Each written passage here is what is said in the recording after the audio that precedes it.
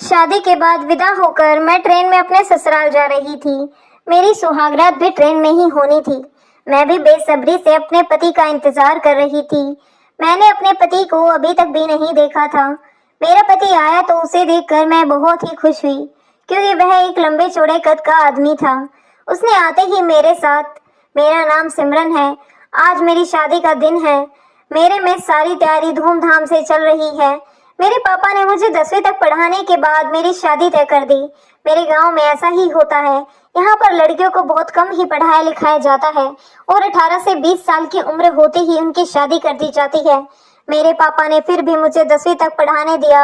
बहुत ही लड़कियां तो मेरे गांव में ऐसी भी हैं जो कि 7वीं तक ही पढ़ाई हुई हैं। मेरी शादी हमसे ऊंचे खानदान में हो रही थी। हम लोग गरीब घर से थे। मैंने अपनी शादी के कई ख्वाब देख रखे थे, क्योंकि शादी से पहले मैंने अपने दिल की कई भी ख्वाहिशें पूरी नहीं की थी।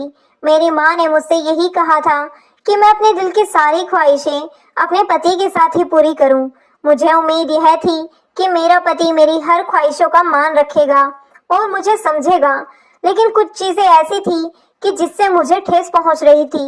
मेरे ससुराल वालों को मेरे घर से जो भी शादी का सामान दिया जाता था, उसमें वह तरह तरह की कमियां निकालते रहते थे और मेरे पापा से और भी चीजों की मांग करते थे। मैंने इसलिए कई बार पापा से कहा भी कि ऐसा करना ठीक नहीं है, लेकिन पापा का कहना था कि वह लोग ऊंचे खानदान के हैं, ऐसे में तो थोड़ा बहुत तो हमें उनके आगे झुकना ही पड़ेगा और उनकी डिमांड को पूरा करना पड़ेगा। इसी में हमारी भलाई है, क्योंकि तेरे अच्छे खानदान में शादी कराना चाहता हूँ। एक बार तेरी शादी हो जाए फिर कोई झंझट नहीं होगा, फिर तो तुम उस घर की खुद ही बहू बन चुकी होगी। मुझे भी अपने पापा की बात कभी कभी ठीक लगती थी, तो कभी मुझे कुछ समझ में ही नहीं आता था। ना जाने मेरे फ्यूचर का क्या होगा। जब से मेरी शादी तय हुई है तब से अभी तक मैंने अपने बेटी है, क्या कभी मुझे कुछ समझ में नहीं आता। ना जाने मेरे फ्यूचर का क्या होगा। जब से मेरी शादी तो हुई तब से अभी तक मैंने अपने होने वाले पति को देखा तक नहीं, क्योंकि हमारे यहाँ रिवाज है कि शादी से पहले लड़का लड़की एक दूसरे को नहीं देखते हैं, सिर्फ खानदान वाले ही देखते हैं और मम्मी पापा की सजाबंदी से शादियां तय की जाती है। मैं तो शुरू से ही दिखने में बहुत ही खूबसूरत थी, इसलिए मेरे होने वाले पति के घर वालों ने जब मुझे पहली बार देखा तो पहली नजर में ही पसंद कर लिया। वह लोग शहर में रहते थे, इसलिए बारात में ज्यादा लोग नहीं आए थे, लेकिन कितने भी कम लोग क्यों ना आ रहे हों, शादी विवाह में तो बहुत ज्यादा काम हो जाता है। इसीलिए मेरे पापा सारे इंतजामों को लेकर बहुत ही परेशान हो रहे थे। ना जाने सब कुछ कैसे होगा और सब अच्छे से होगा भी या नहीं, लेकिन सब चीजें ठीक से हो गई और साथ ही बहुत अच्छे से हो गई और मैं विदा होकर रेलवे स्टेशन पर आ चुकी थी। मेरा दिल बार बार अपने पति का चेहरा देखने को कह रहा था, लेकिन चेहरा तो छोड़ो, मैं तो अपने पति की झलक तक नहीं देख पा रही थी, क्योंकि मेरे ससुराल वालों ने एक लंबा सा घूंघट मेरे चेहरे पर डाल रखा था और ऊपर से मेरे ससुराल की औरतें, मेरे साथ भी मेरी सास ननंद और बाकी के रिश्तेदार, उन्होंने मुझे घेरा हुआ था। इसी वजह से मैं अपने पति से ना तो कुछ कह पा रही थी और ना ही उनकी एक झलक देख पा रही थी। फिर मैंने खुद को समझाया कि बस कुछ घंटे की ही तो बात है, अब हम ट्रेन में बैठ जाएंगे तो उसके बाद तो मेरा पति मेरे पास आ ही जाएगा, इसलिए मुझे कुछ घंटे और सब्र रखना होगा। इतनी तसल्ली तो मैं कर ही सकती हूँ। मुझे पता है कि मेरा पति भी मुझे देखने के लिए तड़प रहा होगा, जैसे ही मैं तड़प रही हूँ। मैं दिल ही दिल में खुश हो रही थी कि जब मेरा पति मुझे पहली बार देखेगा तो मेरी खूबसूरती देखकर वह मुझ में एक ख्वाब खो जाएगा और मेरी ना जाने कितनी तारीफ करेगा। मैं सारी बातें सोच सोचकर बार बार शर्मा रही थी और खुश हो रही थी। थोड़ी देर बाद हमारी ट्रेन आ गई तो हम सब अपने बुक किए हुए डब्बे में बैठ गए, लेकिन अभी भी मेरी सास और ननंद मेरे साथ चिपकी हुई थी। मेरी सास मेरे ऊपर आकर बैठ गई और कहने लगी, बहू अपना घूंघट उठाकर जरा मुझे भी तो अपना चेहरा दिखा दो, मैं भी तो दिल भर के अपने सचिन को दुल्हन बने देखूं। उनकी बात पर मैंने अपना घूंघट अपने चेहरे से हटा दिया, लेकिन मैंने अपनी नजरें नीचे करके रखी। मेरे चेहरे को देखते ही मेरी सास और जो रिश्तेदार थे वे कहने लगे, वाह बिल्कुल जान जैसी है, हमारे सचिन के तो नसीब ही खुल गए। उस पर फौरन मेरी सास बोली, नसीब तो इसके खुल गए हैं, वरना अच्छों को मेरा सचिन नहीं मिलता। फिर मेरी सास मुझे समझाते हुए कहने लगी कि देख, मेरे सचिन का हमेशा ख्याल रखना और उसकी किसी भी बात को कभी मना मत करना। जैसे कहे चुपचाप वैसे ही करना। वह अब तेरा पति है, उसकी हाँ में हाँ मिलाना तेरा फर्ज है, इसीलिए उसे हमेशा खुश रखना और घर की जिम्मेदारी भी अच्छे से निभाना। ज्यादा नखरे दिखाने की कोई जरूरत नहीं है, क्योंकि हमारे यहाँ लड़कियों के चोच कोई नहीं देखता। इसीलिए तू भी उम्मीद ना करना कि तू सचिन के साथ नखरेबाजी कर पाएगी। अगर उससे खुश रखेगी तो वह भी तेरा पूरा ख्याल रखेगा। बस मैं चुपचाप अपना सर हाँ में हिला दिया। थोड़ी देर में मेरे ससुर भी उसी डिब्बे में आ गए और मेरे साथ से कहने लगे, चलो अच्छा हुआ, सब कुछ अच्छे से निमट गया। मेरी सास कहने लगी, हाँ अच्छा तो हुआ है, इंतजाम भी इसके बाप ने भी ठीक ठाक ही किया था। लेकिन जो डब्बा बुक किया है यह कुछ सस्ता नहीं लग रहा।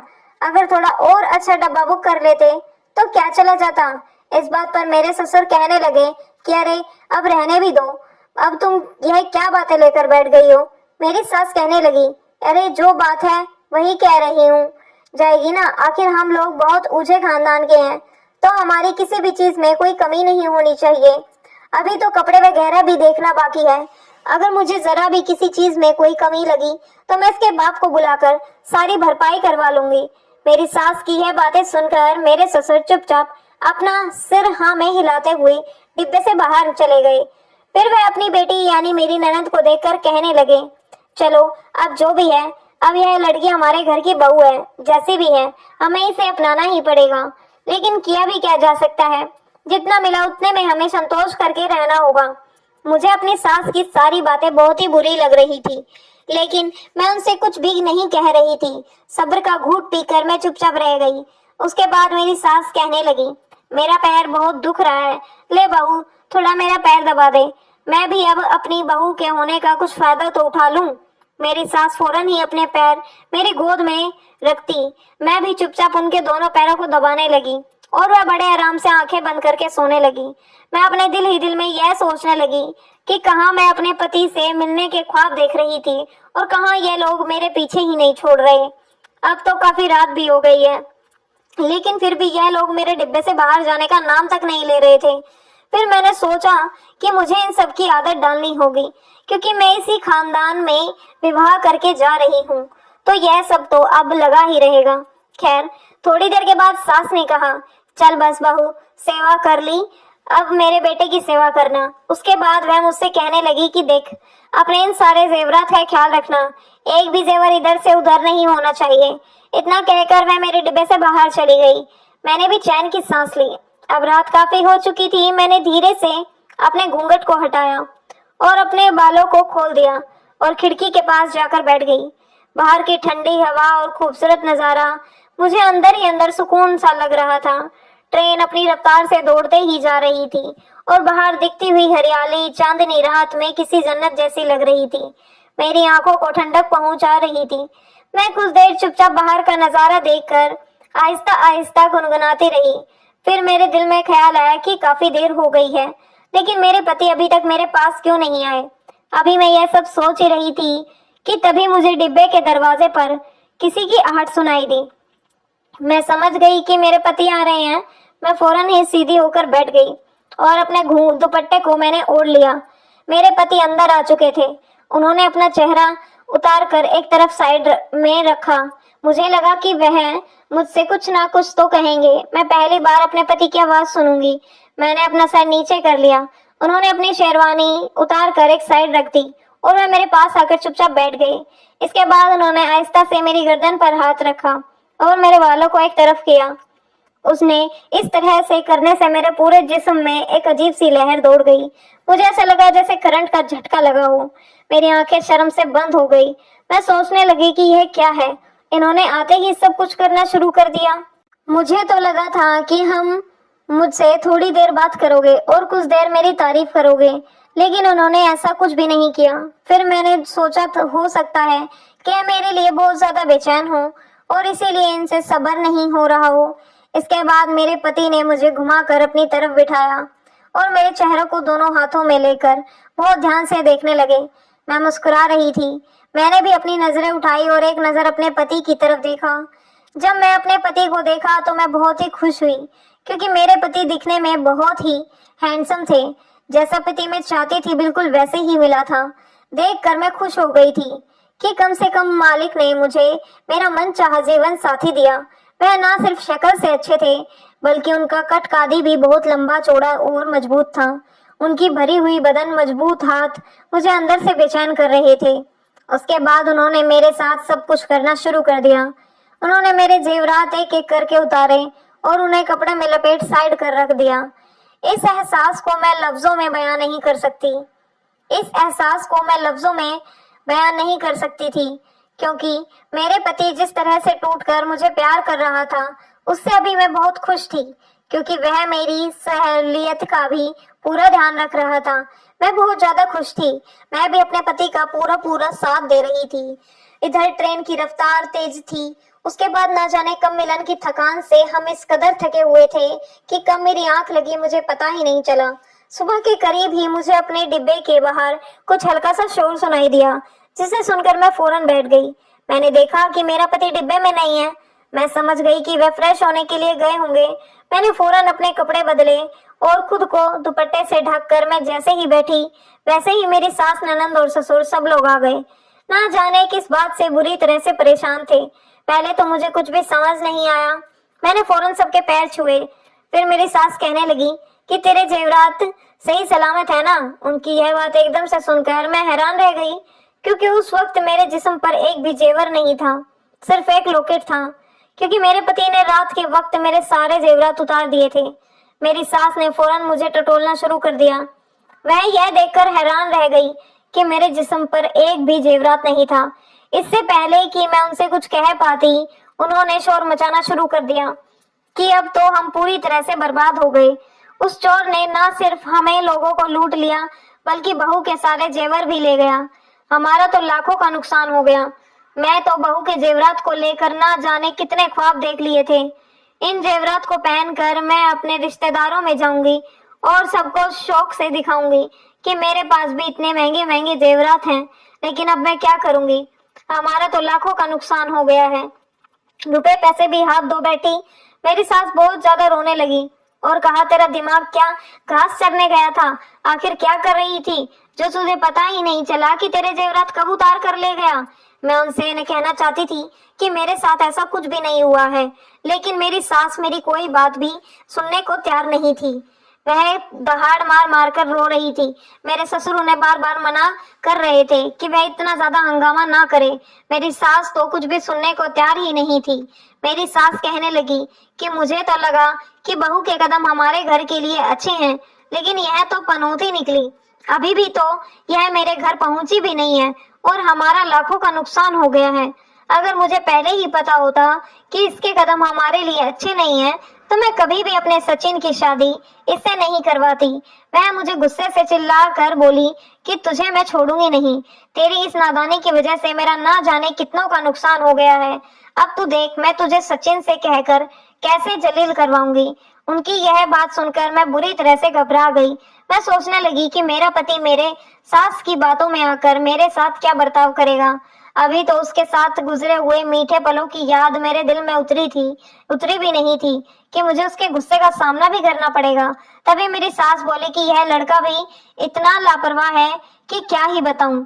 तभी दो आदमी मेरे डिब्बे में घुसे, जिनमें से एक आदमी के तो जिस्म पर से बनियान और कच्छा ही पहना हुआ था और दूसरा, उसके बदन पर कोई भी कपड़ा नहीं था और ठीक से चल भी नहीं पा रहा था। उसे देखकर ऐसा लग रहा था कि वह शराब के नशे में अच्छे से डूबा है, क्योंकि वह ठीक से अपने पैर पर खड़ा ही नहीं हो पा रहा था। तभी मेरी सास एक आदमी से कहने लगी, यह तुम्हें कहाँ मिला? वह कहने लगा, अरे यह तो बाथरूम में इसी तरह से पड़ा हुआ था। उस चोर ने इसे भी नहीं छोड़ा, इसके भी कपड़े उतार लिए। इतनी महंगी शेरवानी हमने इसके लिए खरीदी थी। वह चोर शेरवानी भी लेकर फरार हो गया। मैं भी यह सब सुन ही रही थी कि तभी मेरे सास उस आदमी से कहने लगी, देख सचिन, तेरी बीवी ने कितनी बड़ी लापरवाही कर दी। उसने अपने सारे जेवर उस चोर के हवाले कर लिए।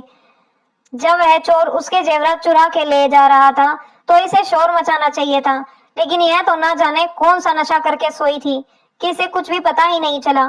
मेरी सास की बात सुनकर पहले अपनी नजर उठाकर उस आदमी को देखा जिसे मेरी सास सचिन कहकर बुला रही थी। उसकी शक्ल देखते ही मेरे तो जैसे होश ही उड़ गए, क्योंकि जिसे मैं सचिन और मेरा पति कह रही थी, वह था ही नहीं जिसने मेरे साथ कल रात सुहागरात बनाई थी और जिसे मैं अपना पति समझकर अपना सब कुछ दे बैठी थी। यह तो एक मोटा सा आदमी था जो कि नशा किए हुए था। उसे देखकर तो मेरे आसमानों पर पानी फिर गया था। साथ ही साथ मैं यह सब सोचकर परेशान हो गई कि अब अगर कहीं इनमें से किसी को यह बात पता चल गई कि वह चोर मेरे साथ वह सब कर गया तो इनके बेटे को करना चाहिए था। तो तब तो यह लोग मेरा ना जाने क्या हाल करेंगे। तभी दूसरा आदमी कहने लगा कि यह तो सारी रात बाथरूम के अंदर ही पड़ा रहा और यह बहू के पास आया ही नहीं। मेरे ससुर ने फौरन ही सचिन के ऊपर हाथ उठाते हुए कहा, यह लड़का कभी नहीं सुधर सकता। अरे कुछ तो शर्म कर लिया होता। कल की रात तो तेरी बहू के साथ पहली रात थी। कल तो कम से कम तुझे बहू का ख्याल रखना चाहिए था। लेकिन तुझे तो नशे की ऐसी आदत लग गई हुई है कि उसके आगे तुझे कुछ भी दिखाई नहीं देता। तूने एक बार भी बहू के बारे में नहीं सोचा कि पूरी रात अकेले तेरे बिना वह कैसे काटेगी, कितना बेसब्री से तेरा इंतजार कर रही होगी। लेकिन तुझे तो किसी की फिक्र ही नहीं है। यह सब तेरी माँ के लाड़ प्यार से बिगड़ने का ही नतीजा है, जिसकी वजह से तू किसी की कोई बात नहीं सुनता। मेरे ससुर का इतना कहना था कि तभी मेरी सास ससुर से कहने लगी, खबरदार, तुमने मेरे बेटे से अगर कुछ भी कहा तो उसकी क्या गलती है? गलती तो इस लड़की की है। अगर इन सब चीजों का ध्यान रखा होता तो आज हमें लाखों का नुकसान नहीं होता। मैं दिल ही दिल में सोचने लगी कि आखिर यह मेरे साथ एक ही रात में क्या हो गया, जो न सिर्फ मेरे जेब बल्कि मेरी इज्जत को भी लेकर चला गया। और ऊपर से मुझे इतने बड़े ससुराल वाले और इतने बेकार पति मिला कि मैं क्या बताऊं। तभी मुझे याद आया कि वह चोर मेरे जवाहरात उतार कर एक छोटी सी पैकेट में रखता जा रहा था। शायद वह इसीलिए ऐसा कर रहा था ताकि मेरे साथ सब करके बाद वह पैकेट लेकर वहां से चला जाए। मैं इधर उधर नजर दौड़ाई, तभी मुझे एक पैकेट सीट के नीचे नजर आया। मैंने झुककर फौरन उस पैकेट को खींचा तो वही पैकेट थी जिसमें उसने सारे जेवरात रखे हुए थे। मैंने जैसे उस पैकेट को खोला तो उसमें मेरे सारे जेवरात निकल आए। मैं अब उन जेवरात को निकाल कर देखा तो मेरी सास ने एक लालची औरत की तरह फौरन ही उन सारे जेवरात को मुझसे छीन लिया और उसकी आंखें चमकने लगी और वह खुश होकर कहने लगी, अरे वाह, जेवर चोरी नहीं हुए। मैं तो अब तक इस सोच में मरी जा रही थी कि मेरे लाखों के जेवरात कहाँ चले गए। शुक्र है मेरे लाखों के जेवरात को कुछ भी नहीं हुआ। मैं सोचने लगी कि मेरे पति की मोहब्बत की कमाई, मेहनत की कमाई से बने हुए जेवरात पर यह कैसे बेशर्मी से अपना हक जमा रही है। उसके बाद वह मुझसे कहने लगी कि जब मुझे पता था कि तूने यह जेवरात पैकेट में रखे हैं तो मुझे अभी तक क्यों नहीं बताया। मैं कब से इसके लिए कितनी परेशान हो रही थी, मुझे हार्ट अटैक आ जाता। उसके बाद तू बताती। मैंने आहिस्ता से कहा, माँ जी, मैं तो कब से आपको बताने की कोशिश कर रही थी लेकिन आप तो मुझे बोलने ही नहीं दे रही थी। मेरी यह बात सुनते ही मेरी सास कहने लगी कि मुझे जवाब देती है। खबरदार, जो मेरी बात का तूने पलटकर जवाब दिया। मेरे ससुर ने फौरन से मेरी साइड लेते हुए कहा कि इसमें बहू गलत क्या कह रही है, तुम्हें इसे इतनी देर से बोलने कहाँ दे रही थी। देख लो मैं कितनी समझदार बहू मिली है। उसने पहले ही अपने सारे जेवरात उतार कर एक तरफ इज्जत से रख दिया था। अगर वह ऐसा ना करती तो शायद वह चोर इसके जेवरात भी लेकर फरार हो जाता। इस बात पर मेरी सास मेरी तरफ घूर घूर कर देखने लगी, कहने लगी कि अब जो हुआ सो हुआ, जाने दो। रुपए का और कपड़ों का तो नुकसान हो ही गया है, यह सब इसके महनूस कदमों की वजह से हुआ है। मैंने अपनी सास से कहा, माँ जी, अब इसमें क्या किया जा सकता है? क्या पता था कि चोर ऐसा कर जाएगा। अब चाहे जो भी हो, आखिर हूं तो मैं आपके ही घर की बहू। अब मैं चाहे जैसे भी हूँ, लेकिन अब तो मेरा नाम आपसे जुड़ गया है। अब तो कुछ भी नहीं किया जा सकता। मैं भी अपनी पर इस बात का पलट कर वार किया जो उन्होंने मेरे लिए कही थी। पहले तो मैं दिल ही दिल में इस बात को लेकर बहुत ही शर्मिंदा थी कि एक चोर मेरे साथ सब कुछ कर गया, लेकिन मैं अब बिल्कुल भी शर्मिंदा नहीं थी कि मैं यही सोचने लगी कि इन जैसे लोगों के साथ यही होना चाहिए। कैसे इंसान से मेरी शादी करवा दी गई जिसे नशे के अलावा कुछ नहीं सोचता। कम से कम मुझे एक बार ही सही, लेकिन असली मर्द का सुख तो मिला और उसके मैं जिंदगी भर अपने अंदर महसूस कर सकती हूँ। सच में चाहे जो भी हो, लेकिन वह असली मर्द था। उसने मुझे जो सुख दिया यह मोटा आदमी कभी नहीं दे सकता। मेरे जैसी खूबसूरत लड़की को उसके जैसे ही आदमी मिलना चाहिए था। लेकिन मेरी फूटी किस्मत ने मुझे ऐसा पति मिला। लेकिन कम से कम मेरी पहली रात खराब तो नहीं हुई। और उस चोर ने मेरे साथ इतनी वफा रखी तो निभाई। उसने मेरे साथ सब करने के बाद भी मेरा एक भी जेवर लेकर नहीं गया। यही सोचकर मैं दिल ही दिल में मुस्कुराने लगी तो मेरी सास मुझसे बोली कि तू इतना मुस्कुरा क्यों रही है। मैंने बहाना बनाते हुए कहा कि दरअसल माँ जी, मैं इसीलिए खुश हो रही हूँ कि हमारे जेवर बच गए। अब आप अपने रिश्तेदारों में जेवरात को पहनकर जा सकती हैं। जैसे इस बात पर सास ने कहा तो तू ठीक कह रही है। और उसके बाद वह सब मेरे डिब्बे से चले गए। मेरा पति भी मेरे ससुर के साथ डिब्बे से बाहर चला गया और मैं एक बार फिर चुपचाप खिड़की के पास बैठकर बाहर के नज़ारे को देखने लगी और दिल ही दिल में गुनगुनाने लगी। दोस्तों, कहानी पसंद आई हो तो लाइक, शेयर और चैनल को सब्सक्राइब जरूर करें। फिर मिलेंगे एक नई और दिलचस्प कहानी में। धन्यवाद।